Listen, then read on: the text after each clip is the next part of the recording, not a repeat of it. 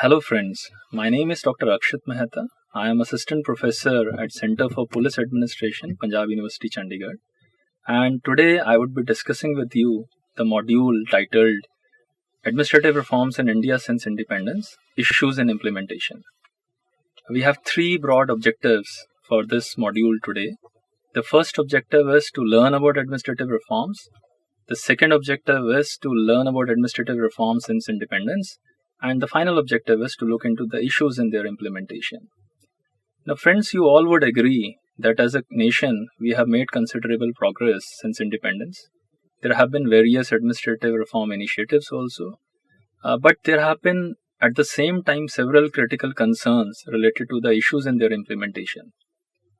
Now, issues in implementation do impact upon the kind of initiatives we launch, and ultimately, if the reforms fail to reach the citizens of this nation, then the very purpose of their being attempted is put under a question mark or comes under a scanner. Now, after independence, we began a new journey. The tryst with destiny, the midnight speech given by our first Prime Minister, Pandit Jawaharlal Nehru, did put before us a new agenda for development. India was in a very nascent kind of a stage as far as nation is concerned. There were several issues relating to our development, and we ventured into an arena of welfare, broadly looking into the very fundamental and core issues of development and governance. Now, right at the outset, Indian Constitution came out with several issue areas, several steps for making sure that we do venture into a parliamentary governance, the universal adult franchise given to us by wide Article 326 of the Constitution, the parliamentary form of democracy, the very fundamental rights which have been given to us from Article 12 to Article 35 in the Constitution of India. They all have made a considerable attempt in ensuring that we do venture into a reformative kind of a governance. There have been several administrative reform issues which were attempted since independence, and those relate to the formation of various committees and commissions. If simply we look into the various committees and commissions which have been constituted, there is a big list as far as these committees and commissions are concerned, beginning with the Secretariat Reorganization Committee of 1947, which was headed by Girija Shankar Vajpayee. The idea was that the secretarial work could be reorganized in one way which would lead to an effective and efficient governance system as such. There were committees, like in 1948, we had an economy committee. We had several committees. In 1953 particularly, Paul H. Appleby, a Ford consultant, was hired to suggest some changes as far as Indian administration is concerned. And he did submit two reports which were seen as an agenda for governance reforms in this country. We have had committees looking into the corruption perspective also. In 1964, we had K. Santhanam Committee, which ultimately recommended the creation of Central Vigilance Commission also. And the Central Bureau of Investigation, how it can be strengthened. All these issues were suggested by K. Santhanam Committee of 1964. The most comprehensive administrative reform initiative undertaken in post-independence India was in the year 1966, when the first Administrative Reforms Commission was constituted. Now, this Administrative Reforms Commission, with Shri Morarji Desai as its first chairperson, later on the chairpersonship shifted to K. Hanumantaiah when Morarji Desai became the Deputy Prime Minister of this country. It sat for the full 4 years and came out with 20-odd reports looking into several facets of administrative reforms in this country. It was followed by some other committees, particularly Kothari Committee, which looked into the All India Services and its examinations. In 1977 period, two important committees set up for reforming administration needs our particular attention. Friends, you all know that Panchayati Raj institutions were ushered into this country as a consequence of Article 40 of the Constitution of India. Balwant Rai Mehta did suggest and recommend strongly a three-tier kind of a structure for Panchayati Raj institutions. In 1957, on 2nd of October, the Panchayati Raj was ushered into India in the state of Rajasthan. In 1977, 20 years down the line, Ashok Mehta Committee was constituted in order to have a review of how Panchayati Raj institutions were performing in this country. Similarly, in 1977, to look into the aspect of reforms in policing, National Police Commission was constituted. This commission is also known by the name of Dharamveera Commission. This commission sat down for 4 years, and between the time period of 1979 to 1981, it came out with 8 comprehensive reports looking into several aspects of policing and tried to reform or usher in the reforms as far as that dimension is concerned. We have had a very important administrative reform initiative in the format of center-state relations. To look into the aspect of center-state relations, Justice R.S. Sarkaria Commission, which tried to delve into the aspect of center and state issues.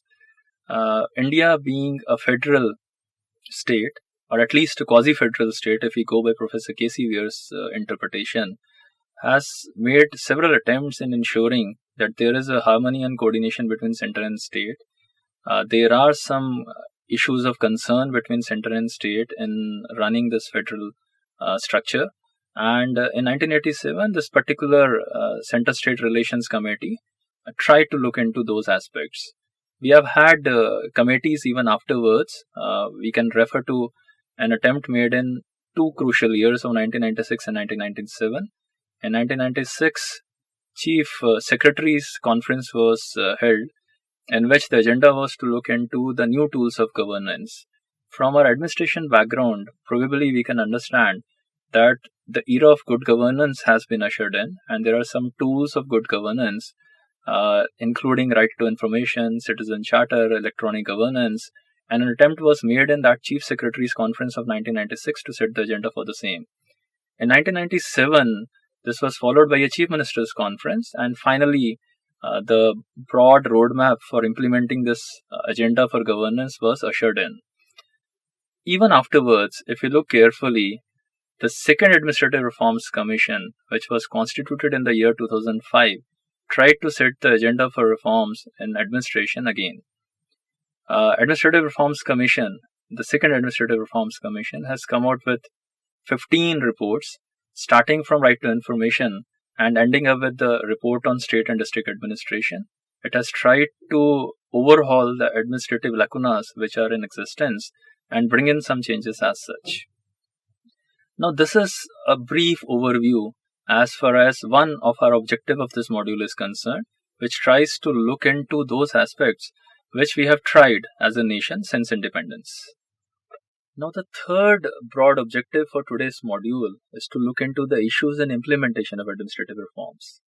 As I shared right at the outset, that it is not that we have not tried administrative reforms in this country, but the problem or the gray area has been their implementation. And on account of lack of proper implementation of these administrative reforms, as a nation, we have suffered and we continue to face these challenges.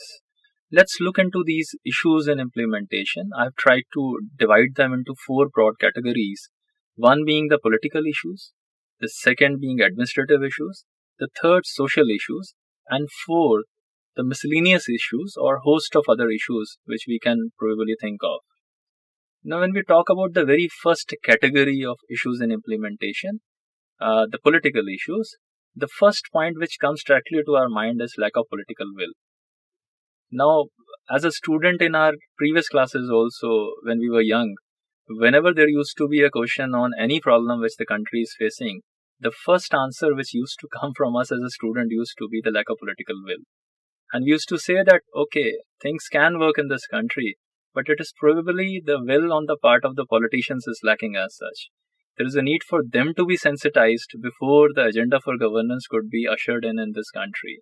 We have seen that several key attempts in this country have simply not given results or have not seen the light of the day.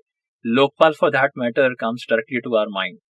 Now, these ombudsman institutions were right away suggested by the first Administrative Reforms Commission. And as I said, 1966 to 1970 is the time period of the first Administrative Reforms Commission. So from that period onwards, even till today, 2016, we are yet to see the Lokpal institutions being effectively working in this country. Yes, Lok Ayuktas as such at the state level have come into being, but Lokpal as a federal, central kind of an institution is yet to see the light of the day. And that is really a worrisome kind of a factor. We have seen a huge movement in the time period of 2012, 13, 14 for ushering in Lokpal and Lok Ayuktas in this country, but probably because of the lack of political will, it is yet to see the light of the day. The second is that there is a lack of understanding between the different political parties. Uh, the dispute between political parties about the administrative reforms as such. Now, in India, thankfully, we have a very vibrant, plural kind of a democratic structure where multiple parties do come into picture, do compete, and they do try to put across their own ideological moorings. But at the same time, this very difference between the political parties emerges as a roadblock as far as political push for the administrative reforms is concerned. We have seen n number of recommendations of one political party being rejected by the other political party as such. We have seen in the past that, for example, if I can quote one particular police commission, the National Police Commission of 1977, it was a very turbulent kind of a time period in India's political history. India had internal emergency in place, and during that internal emergency, this initiative was being, as a consequence of the internal emergency, the new government brought in National Police Commission. But unfortunately, by the time the Police Commission came out with its set of recommendations, we had a change in government. Now, change in government or change in political party in power resulted in all the recommendations of the NPC being simply ignored. We call it to put it in cold storage. So, recommendations of one committee appointed by one political party or one government for that matter is simply ignored, put into cold storage by the another political party which comes to power. And this has been a very sad aspect of India's otherwise very robust and mature kind of a democracy. I would qualify and say that probably India is yet to emerge as a very vibrant and mature democracy, and it would be known to be a very vibrant and mature democracy only if and if only that political parties at least have semblance of some agreement as far as the key administrative reforms in this country are concerned. It's fine that some political party would be constituting a commission, but the other political party which comes to power has to take into consideration the merits of those recommendations. After all, everyone in the administration, every political party, all are working for nation building, and nation is supreme. So everyone who comes out with a set of recommendations, those recommendations needs to be looked into in a very constructive kind of a manner. So this is a very fundamental stumbling block and an issue in the implementation of administrative reforms. That is the difference between political parties, the lack of agreement between political parties, the fight between the different political parties at the same time. The third aspect is that there is an absence of responsibility being fixed as far as the reforms are concerned. If reforms have been launched, someone has come out with a set of ideas, then who is responsible for implementing the same? Many a times very big and broad kind of reforms are put before the country, but they fail to see the light of the day because we do not fix the responsibility for its implementation. The problem is in implementation. So if tomorrow a bureaucrat, a set of people do not deliver justice, do not do justice to the reforms which have been pushed out there, they need to be held accountable for them. They need to be made responsible for implementation, or they should be held accountable for their failure to implement the same kind of administrative reforms. Unfortunately, this is a serious issue as far as implementing administrative reforms in this country is concerned. People who have been given the charge of implementing them have not been made accountable for them. And we again know from our administrative understanding that when you do not fix responsibility, the task does not get done. Or when you give a responsibility to everyone, then it becomes no one's responsibility as such. So this is another critical or key area as far as issue and implementation is concerned, particularly looking into the political side. Now the second broad dimension or the broad category of issues is the administrative issues. And the first administrative issue which comes to our mind is that of the administrative lack of will. The political lack of will is one dimension, as I mentioned earlier, but the administrative lack of will is another dimension, which always needs to be looked into very carefully. There is a tendency on the part of several administrators to resist change, to remain as a status quoist. There is no automatic kind of an inducement or motivation which emerges from the administrators that they have to perform, and they need to make it sure that the idea which has been put across by the political parties or by the government as such needs to be implemented in its correct letter and spirit. So the administrative resistance, the status quoist approach, the lack of their motivation, that all ensures that the idea of administrative reforms will not be implemented.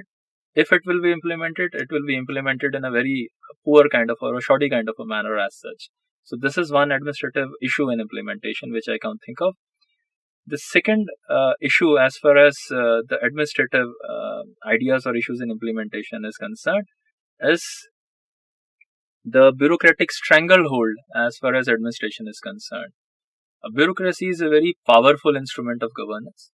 It has held a lot of leverage as far as the power circles in this country are concerned, and they do make it sure as far as delaying a thing is concerned or pushing a thing is concerned, because everything would depend upon them.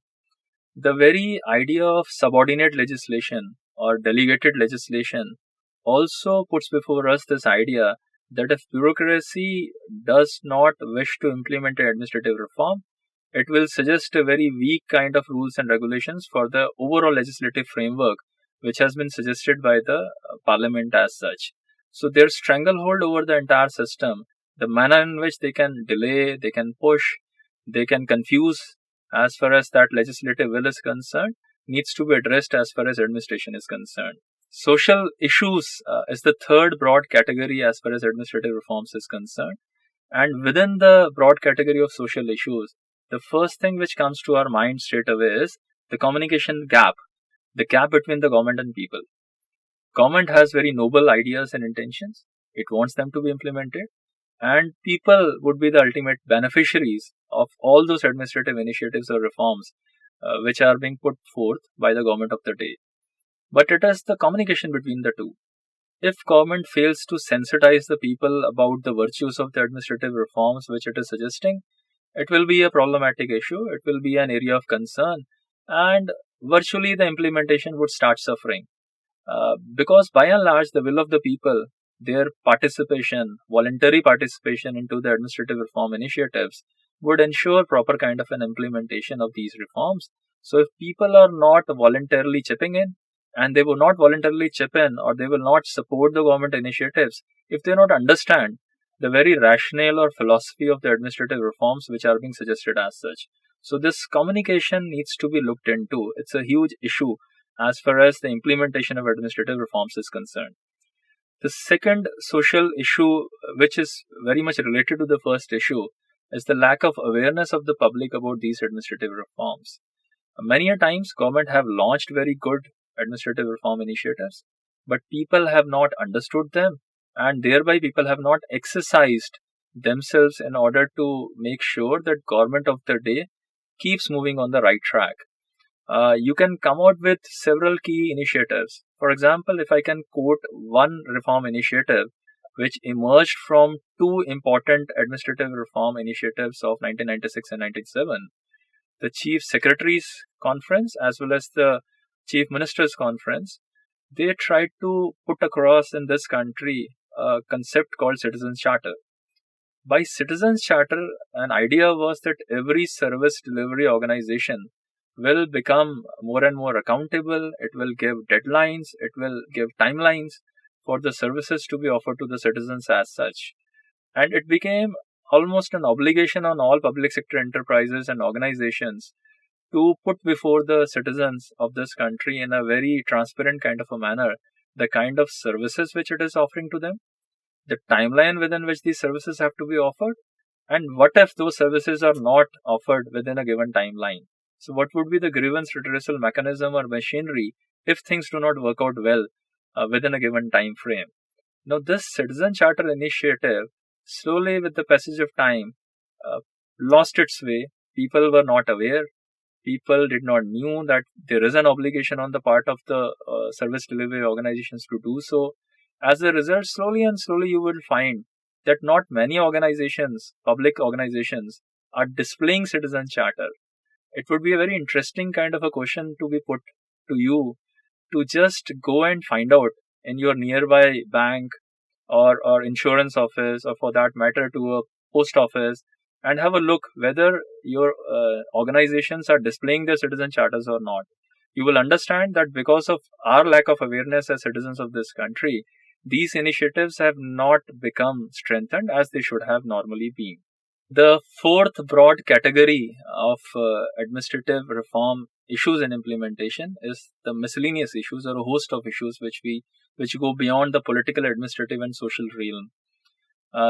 These would cover ideas like whether the implementation of the administrative reforms has suffered on account of they being too idealistic and too theoretical. Many a times it is seen and it is observed, and people do complain, that the administrative reforms are suggested by committees and commissions sitting in their chambers out there somewhere else without having an understanding about the ground realities. The reform initiatives being proposed by the committees and commissions are way away from the actual ground level situation, and as a result, they are bound to fail while implementing. Now, should every administrative reform initiative try to be as idealistic as possible? Should they remain theoretical in nature, or should there be an attempt to come or make them closer to the practical aspect of the administration? These are some critical areas which needs to be looked into whenever we would be referring about the issues in implementation. Many a times, these committees and commissions are headed by people who have been very good officers, but they are past their prime.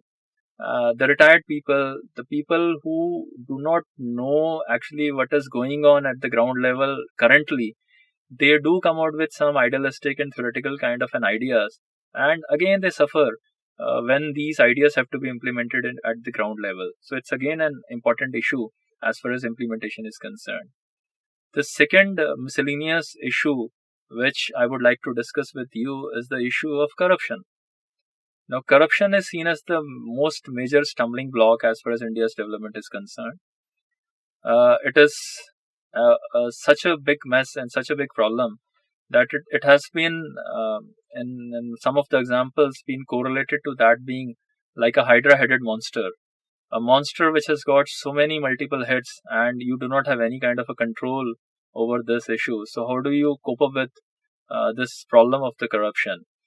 There have been several attempts in overcoming corruption, but this remains as a key area which has tried to fail the implementation aspect of the administrative reforms. Now, administrative reforms would fail if there are leakages. Administrative reforms will fail if the people who are manning those reforms do not have the right kind of integrity as such. Their honesty is being compromised, then people will suffer, and all the noble ideas which are enshrined in the administrative reforms will be of no use if people will have to pay money, will have to bribe. Then this entire idea of implementing the administrative reforms will get defeated. And it's precisely actually why the reforms are getting defeated. Corrupt practices deliberately created by bureaucrats, deliberately created by those people who are bound to get some benefits out of them, is one of the major stumbling blocks as far as implementing administrative reforms in this country is concerned. So friends, towards the end of this module, let's have a look or recap of the entire aspect of this module with an idea to draw some vital conclusions or concluding observations from this module. Now, administrative reform is important. It's vital. It is absolutely essential for ensuring that the country is put on the rapid mode of development as such. We do need to bring about several key changes as far as the structure, procedures, as well as the behavior of the individuals working in administration is concerned. There are several stumbling blocks as far as administrative reforms in this country are concerned, ranging from political lack of will, lack of administrative will, There have been several issue areas of communication lacking between the government and the people. The awareness level of the citizens in any country does have an impact upon the pace of the administrative reforms as such. And there are vested interests who deliberately wish that administrative reforms do not get pushed in this country. There are issues of corruption. There are issues which go beyond our normal day understanding, because administrative reforms probably are many a times created far away from the ground realities. So it's absolutely essential as a nation for us to concentrate our energies on ensuring that not only new ideas are put before us, but at the same time, those ideas are implemented effectively and people are held accountable for whether the pace of the implementation is good enough or whether there is something which is stopping the quick pace of implementation of administrative reforms in this country. So, a people centric approach, a positive political will, administrative support for these reforms, an attempt by the administration and governance to weed off corruption in our country, to enhance the level of awareness of the citizens, making them understand the rationale as well as the philosophy of administration. These are all critical areas which are required as far as implementation of administrative reforms in this country is concerned. And we all would agree that it is not only about administrative reforms being announced. It is very important that the announcement is followed by key critical steps as such. So walking the talk is as much important as mere announcements of administrative reforms. I'm sure that as a nation, if we concentrate upon these issues in implementation, if we come out with strategies to overcome these issues in implementation of administrative reforms, we would soon be ushering a very faster mode of administrative reforms in this country. We would be ushering in an era of administrative reforms in this country, which would be closer to the ideal of good governance. Thank you so much.